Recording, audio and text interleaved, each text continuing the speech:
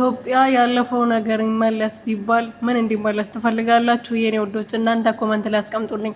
በልጆቻችን የፈለግነውን ሰፈራችን ቤት እየገባን ምሳ ቁርሳችን እየበላን የምንውልበት የሚል ጥቅስ ላይ ሪፖስት አድርጋለች ልዕልቷ ቆንጂዋ ንግስቷ ማለት ነው፣ የሚዲያ መሪዋ የኛ ነብር የኛ ንግስት ማለት ነው። ትላንትና ደግሞ እንዴት አባቱ እንዳማረብሽ ሁሌም እንዳማረብሽ ነው። ግን ትላንትና ደግሞ የሆነ የኔ ድንቡሽቡሽ ማለት ነው። እንዴት አባቱ አለባበስሽ፣ በቃ አቋቋምሽ ምናምን እንዴት አባቱ እንደሚያምር ፈጣሪ ከክፉ ነገር ይጠብቅሽ የኔ እናት፣ ከነ ልጅሽ መድኃኒዓለም ከክፉ ከመጥፎ አፍ ከመጥፎ አይን ከመጥፎ ነገር በሙሉ ይጠብቅሽ የኔ እናት።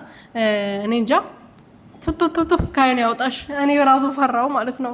ሰላም ቤተሰቦቼ እንዴት ናችሁልኝ? እኔ ያለው እግዚአብሔር ይመስገን። በያላችሁበት ሰላማችሁ ብዘት ተረፍረፍ ይበልልኝ። እኔ ውድና ወርቅ እንቁ የሆናችሁ ቤተሰቦቼ የኔ ጀግኖች እንዴት ናችሁልኝ? ደህና ነኝ እኔ እግዚአብሔር ይመስገን።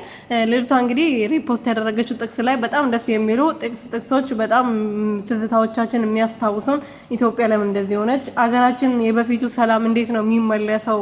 በቃ አለ አይደለ አሁን ያለንበት ሁኔታ የመጨረሻ ዘመን ደርሷል ይመስለኛል እና ፈጣሪ ከክፉ ነገር ሁላችሁንም የሚጠብቃችሁ። ከዚህ አይነት ጭካኔ ትላንትና ያየነው ቪዲዮ ሁላችንም በጣም አዝነናል።